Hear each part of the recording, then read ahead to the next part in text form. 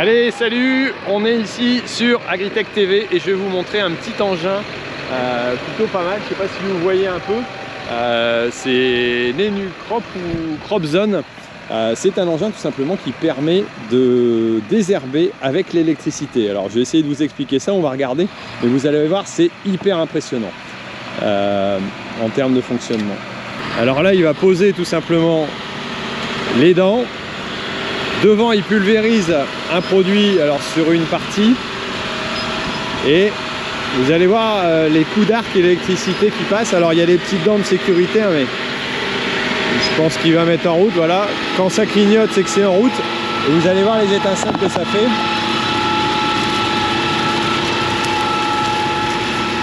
Et à chaque fois que ça va toucher une petite plante, voire une plus grande, c'est là où il est l'intérêt, et ben vous avez la plante qui a été cuite comme si vous l'aviez mis au micro-ondes ou brûlée avec du gaz. C'est exactement pareil que si on avait notre action de brûleur à gaz. Alors a priori ça serait plus efficace que ce qu'on a en brûlage thermique et plus profond. Alors on verra ça parce que là c'est un essai hein, concrètement dans notre parcelle. Là c'est une parcelle où il y a pas mal de chardon, pourtant ça fait déjà 2 ans qu'elle a été travaillée, mais voilà un petit peu. Voilà un petit peu le chardon, ce qu'il donne après. Je pense qu'il va être cramé. Allez, on va regarder ça d'un peu plus près. Alors là, on voit bien, là où il y a des grandes plantes aussi, que ça a été bien touché sur le côté.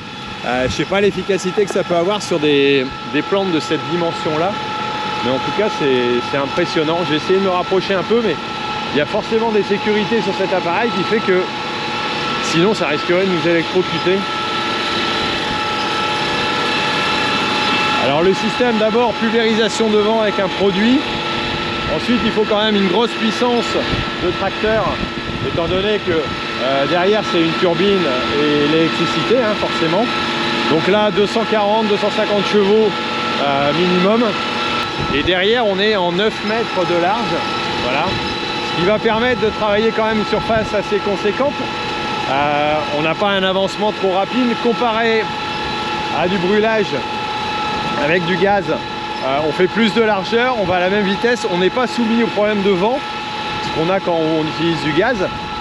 Après, ça reste une utilisation en agriculture biologique. Alors certains vont me dire, oui, mais rends compte, utiliser une puissance comme ça pour faire ça, bon, bah, en même temps, travailler un sol à plusieurs reprises pour pouvoir découper, bah, c'est pareil, c'est forcément problématique. Donc voilà, je trouve que c'est un moyen quand même qui est intéressant.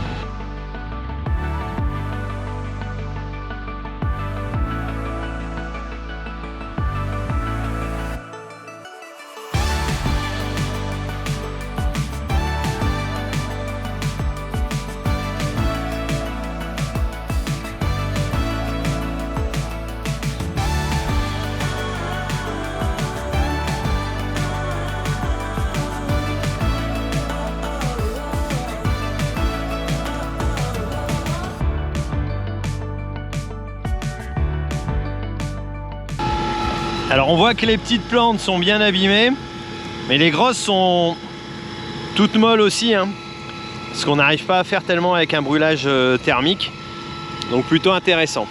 Là-bas vous avez la partie qui n'a pas été faite, ici qui a été faite, et là on va voir par exemple un chardon qui est déjà fait depuis une demi-heure, le temps qu'on discute un petit peu. Bah, lui il est complètement ramolli, d'ailleurs il pique quasiment plus.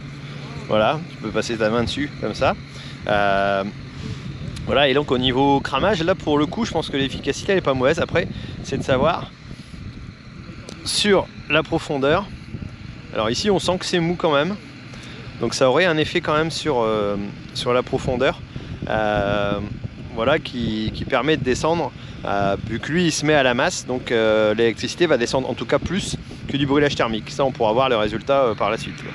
Alors ici c'est impressionnant. On voit avant et après le passage. C'est là qu'on voit vraiment le résultat. Alors ce qui est intéressant, c'est de se dire que par rapport à une pulvérisation classique, il faut attendre des semaines, enfin au moins des jours, des semaines parfois pour voir le résultat sur certaines interventions. Ici c'est immédiat. Après il faut savoir que cet appareil-là, pour l'instant, ça reste en essai. C'est en mise en route. Bon, c'est déjà en essai sur pas mal d'années, donc on voit que le résultat est plutôt positif.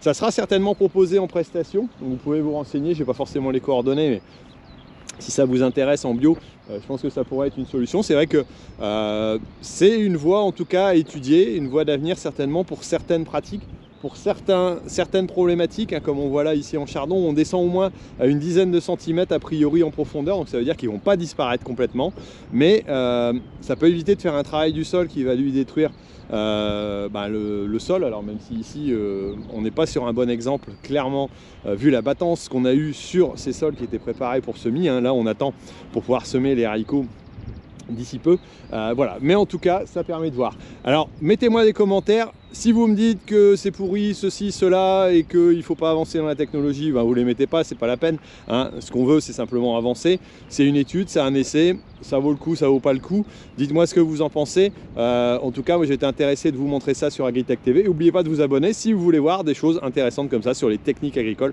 un petit peu innovantes, et puis on se retrouve à très bientôt là-dessus. Allez, ciao.